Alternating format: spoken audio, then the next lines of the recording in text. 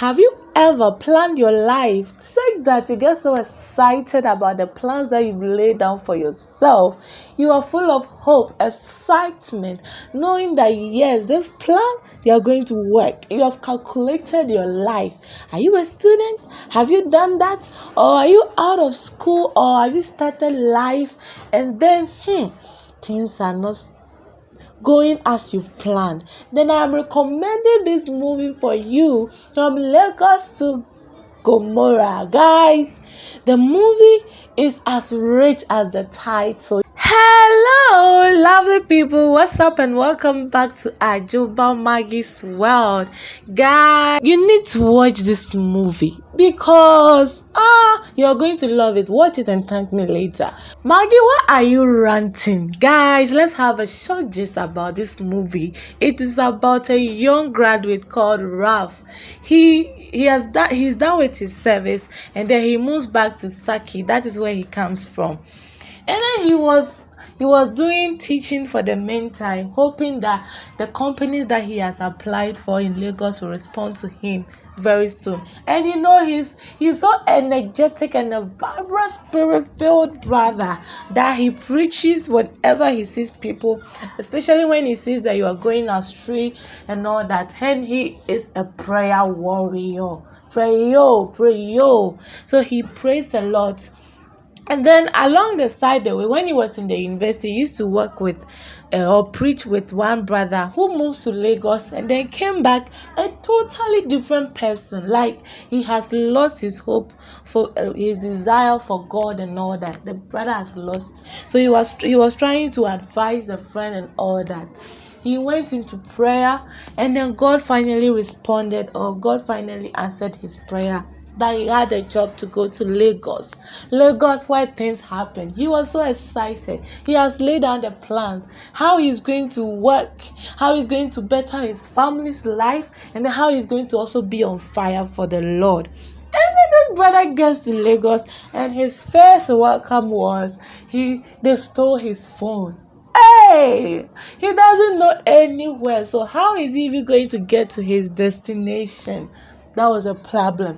He meets someone and then he asks for a phone to call, and the person was demanding for money. Meanwhile, they stole his phone and his wallet. Guys, have you ever been in that condition? And sometimes you will even ask yourself, God, when? God, why? God, why me? Yes, this is what happened to this bro. And then he also meets someone who also scammed him for money and all that.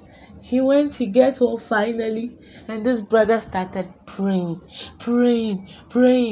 as Spirit Coco as he was praying. He has an interview that was supposed to be there around 8 p.m. and he wakes up around 6 or so, and Lagos traffic showed him shege. Say that by the time he got there, it was 8 p.m. But guys, what that thing taught me was that, you see, you find out later on that was the same place that he was supposed to work, because that was the place that finally changed for him.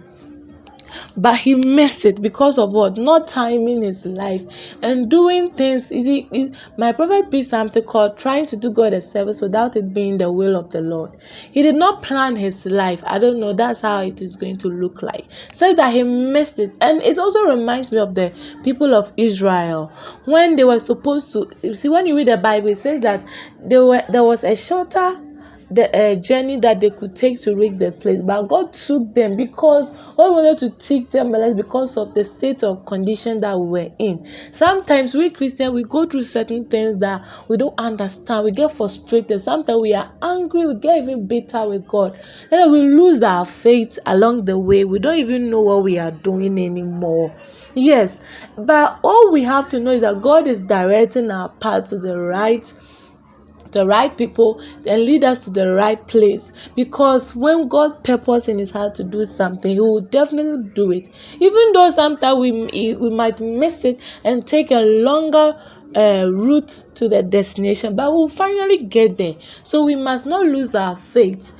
What happened to this brother was so frustrating. That guy, you need to watch this movie for yourself, for you to know that yes, this movie, it is truly true. You can relate it in every angle of your life. Yes, the plan that he planned his life, he had a job, that job also required him to stand either for is he going to stand for God, or he is going to look at the condition that he was in and then take that job. But we thank God that finally he received strength and then he stopped that job.